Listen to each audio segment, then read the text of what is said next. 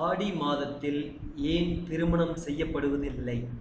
இதற்கு பின்னால் இப்படி ஒரு காரணம் இருக்கா? வாங்க இதனை பற்றி இந்த பதிவுல பார்க்கலாம். அதற்கு முன்னாடி நம்ம சேனலை மறக்காம சப்ஸ்கிரைப் பண்ணுங்க. தமிழ் மாதங்களில் ஆடி மாதம் மிகவும் மங்களகரமான மாதமாக கருதப்படுகிறது. ஆடி மாதம் பெண்களுக்கு குறிப்பாக மிகுந்த ஆன்மீக முக்கியத்துவம் வாய்ந்ததாக கருதப்படுகிறது. ஏனெனில் இது தெய்வீக பெண் ஆற்றலான சக்தியை வழிபட மிகவும் சிறந்த காலகட்டமாக கருதப்படுகிறது. இந்த மாதம் முழுவதும் பக்தர்கள் பிரார்த்தனைகள், சடங்குகள் மற்றும் உற்சாகமான திருவிழாக்கள் மூலம் அம்மன் மற்றும் குலதெய்வங்களை வழிபட்டு சிறப்பிக்கின்றனர். ஆடி மாதம் தமிழ் பாரம்பரியத்தின் செழுமையான பன்முகத்தன்மையையும் ஆழத்தையும் பிரதிபலிக்கிறது. சூரியன் கடக ராசிக்குள் நுழையும் போது ஆடி மாதம் தொடங்குகிறது. இது தட்சிணாயன காலத்தின் துவக்கத்தை குறிக்கிறது. இந்த மாதத்தில் வானியல் ரீதியாக சூரியன் தெற்கு நோக்கி நகர்வது போல தோன்றும். இந்த தட்சிணாயன காலம் 6 மாதங்கள் நீடிக்கும். இந்து புராணங்களின்படி தட்சிணாயன காலம் தேவர்களின் இரவு நேரமாக கருதப்படுகிறது. பொதுவாக ஆடி மாதம் பிரமாண்டமான கொண்டாட்டங்களுக்கோ அல்லது புதிய முயற்சிகளை தொடங்குவதற்கோ அல்லது திருமணம் செய்வதற்கோ ஏற்ற காலமாக இல்லாமல் சுயபரிசோதனை மற்றும் ஆன்மீக வளர்ச்சிக்கான மாதமாகவே கருதப்படுகிறது. இந்த காலமாற்றம் பிரபஞ்ச ஆற்றல்களில் மாற்றத்தை ஏற்படுத்துவதாக நம்பப்படுகிறது. இதனாலேயே திருமணம், கிரகப்பிரவேசம் மற்றும் புதிய தொழில் தொடங்குதல் போன்ற முக்கிய நிகழ்வுகள் பொதுவாக ஆடி மாதத்தில் தவிர்க்கப்படுகின்றன. தட்சிணாயன காலத்தில், குறிப்பாக தேவர்களின் இரவு என்று கருதப்படும் இக்காலத்தில், முக்கியமான முயற்சிகளை தொடங்கினால் கடவுள்களின் ஆசீர்வாதம் கிடைக்காமல் போகலாம் என்றும், அதனால் தடைகள் அல்லது தோல்விகள் வரக்கூடும் என்று பல நூற்றாண்டுகளாக நம்பப்படுகிறது. இந்த பதிவில் ஆடி மாதத்தில் சிறப்பு நாட்கள் என்னென்ன மற்றும் அதன் முக்கியத்துவம் பற்றி தெரிந்து கொள்ளலாம். ஆடிப்பெருக்கு.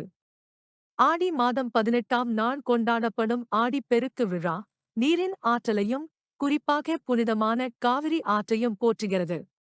இந்த நாளில் பெண்கள் வளம், செழிப்பு மற்றும் நல்ல விளைச்சல் வேண்டி ஆறுகள் மற்றும் நீரை வழிபடுகின்றனர். இந்த விழா இயற்கையை கொண்டாடுவதோடு நீர் வளங்களுக்கு நன்றி தெரிவிக்கும் ஒரு நிகழ்வாகவும் அமைகிறது. ஆடி வெள்ளி. ஆடி மாதத்தில் வரும் ஒவ்வொரு வெள்ளிக்கிழமையும் மிகவும் மங்களகரமானதாக கருதப்படுகிறது. இந்த நாளில் பெண்கள் விரதம் இருந்து சிறப்பு பூஜைகளைச் செய்து தங்கள் குடும்பத்தினரின் நல்வாழ்வுக்காகவும் கணவர்களின் நீண்ட ஆயுளுக்காகவும் செழிப்புக்காகவும் அம்மன் கோவில்களுக்குச் சென்று பிரார்த்தனை செய்கிறார்கள். இந்த நாளின் ஒரு பகுதியாக கூழ் மற்றும் பொங்கல் போன்ற பாரம்பரிய பலகாரங்கள் தயாரிக்கப்பட்டு பகிரப்படுகின்றன. ஆடிச் செவ்வாய்.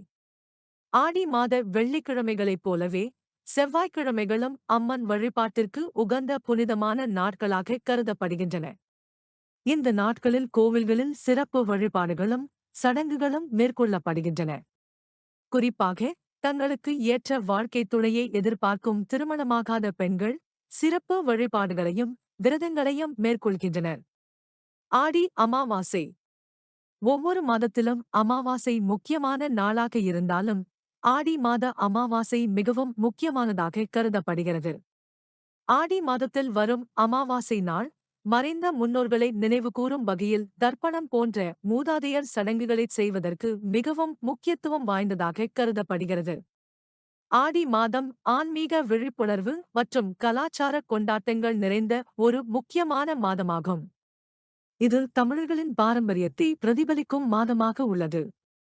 இந்த புனிதமான மாதத்தில் புதிய தொடக்கங்கள் மற்றும் சில குறிப்பிட்ட செயல்பாடுகள் வழக்கமாக தவிர்க்கப்பட்டாலும் பல தனித்துவமான திருவிழாக்களும் வழிபாடுகளும் மிகுந்த மகிழ்ச்சியுடன் கொண்டாடப்படுகின்றன.